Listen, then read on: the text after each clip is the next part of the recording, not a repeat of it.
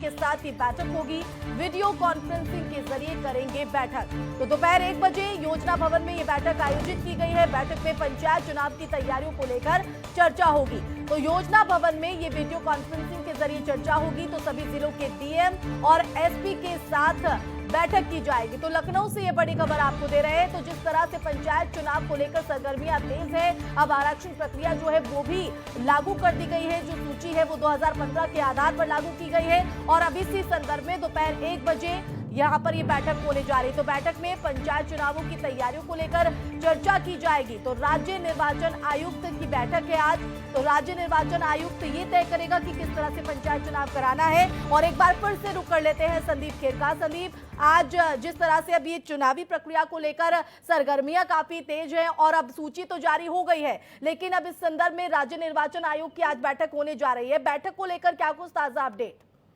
बिल्कुल, देखिए आशिमा, आपको बता दें कि दोपहर 1 बजे ये वीडियो कॉन्फ्रेंसिंग के माध्यम से लखनऊ के योजना भवन में ये बैठक शुरू करी जाएगी। और देखिए, जिस तरह से इसके पहले भी कयास लगाए जा रहे थे, लेकिन कहीं न कहीं से कोई तिथि निर्धारित होने की वजह से बैठकों को जो कह सकते हैं एक सही स्वरूप नहीं मिल पा रहा था। लेकिन अब जिस तरह से कल तिथियां घोषित कर दी गई हैं, उसमें साफ तौर पर आज राज्य निर्वाचन आयुक्त मनोज कुमार हैं, वो प्रदेश के सभी जिलाधिकारी और एसपी के साथ एक बैठक करेंगे और साफ तौर पर उसमें ये देखा जाएगा कि जिलों की किस तरीके की तैयारियां हैं पंचायत चुनाव को लेकर। क्योंकि पंचायत चुनाव देखिए कई से पार्टी की साख का विषय भी होता है और उसको लेकर भारतीय जनता पार्टी जो है वो पहले से ही ग्राउंड लेवल पर लगी हुई है अपने कार्यकर्ताओं के साथ, चाहे संवाद करने को लेकर हो चाहे उनसे मिलने को लेकर। वहीं इस बीच देखिए हमेशा ये देखा गया है कि अक्सर जो तमाम तरह के कह सकते हैं विरोध है, तमाम तरह के जो मामले हैं, उसमें जो झगड़ों के मामले की अगर बात करें तो वो पंचायत चुनाव में अक्सर देखने को मिलते हैं। तो सुरक्षा को लेकर वहां पे किस तरीके के इंतजाम किए जाएंगे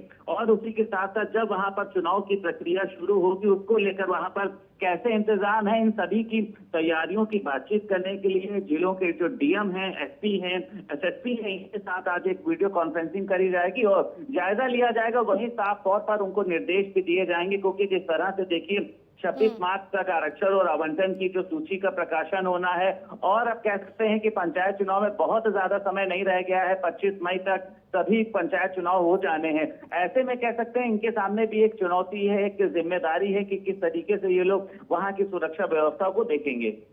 और जाहिर तौर पर यही वजह है क्योंकि न सिर्फ प्रत्याशी जो मैदान में उतर रहे हैं इस मुकाबले में, न सिर्फ वो राजनीतिक पार्टियां जिनकी तरफ से प्रत्याशी मैदान में उतारे जा रहे हैं उनके सामने चुनौती, बल्कि अगर देखा जाए तो प्रशासन के सामने भी इस वक्त ये बड़ी चुनौती है। क्योंकि अक्सर संदीप ये देखा जाता है कि तैयारियां कर ली जाती है, दावे भी होते हैं, लेकिन उसके बावजूद भी कई जगहों से ऐसी स्थिति सामने आती है जहां पर हल्की फुल्का जो विवाद है वो देखने को मिलता है और पारदर्शिता की भी एक बहुत बड़ी चुनौती जो है वो प्रशासन के सामने रहती है। संदीप, बिल्कुल आशिमा, इसमें कोई दो राय नहीं है कि पंचायत चुनाव में कई बार ऐसा विरोध देखने को मिलता है जिसमें लड़ाई झगड़े तक की नौबत आ जाती है और कहीं ना कहीं से जो पारदर्शिता की बात है वो हमेशा सामने आती है कि जहां का प्रत्याशी हावी होता है उस तरीके से वो कहीं ना कहीं से चुनाव को संपन्न कराने की बात कराता है या फिर वो अपने लोग वहां पर देखकर व्यवधान उत्पन्न करता है। इन्हीं तमाम मुद्दों को लेकर कि पंचायत चुनाव में पूरी तरीके से पारदर्शिता रहे, किसी भी तरह से कोई प्रत्याशी किसी भी तरह का कह सकते हैं व्यवधान न डालने पाए, तमाम मुद्दों को लेकर आज ये जो बैठक करी जा रही है इसमें यही सब दिशा निर्देश जारी किए जाएंगे कि वहां पे सुरक्षा व्यवस्था की जिम्मेदारी किसकी रहेगी। पंचायत चुनाव जब वहां पर कह सकते हैं वोटिंग होगी तो वहां पर किसकी जिम्मेदारी रहेगी, इसी को लेकर आज बैठक की जा रही है जिसमें सभी के दिशा निर्देश जारी किए जाएंगे कि डीएम की क्या जिम्मेदारी रहेगी, एसपी की क्या जिम्मेदारी रहेगी और इसके साथ साथ एसएसपी की क्या जिम्मेदारी रहेगी। तो साफ तौर पर चुनाव को सही तरीके से संपन्न और पारदर्शिता तरीके से संपन्न कराने के लिए इस बैठक का आयोजन किया जा रहा है। बिल्कुल संदीप, नजर बनाए रखिएगा। पंचायत चुनावों को लेकर हम आपसे अपडेट लेते रहेंगे। फिलहाल शुक्रिया जुड़ने के लिए। तो पंचायत चुनाव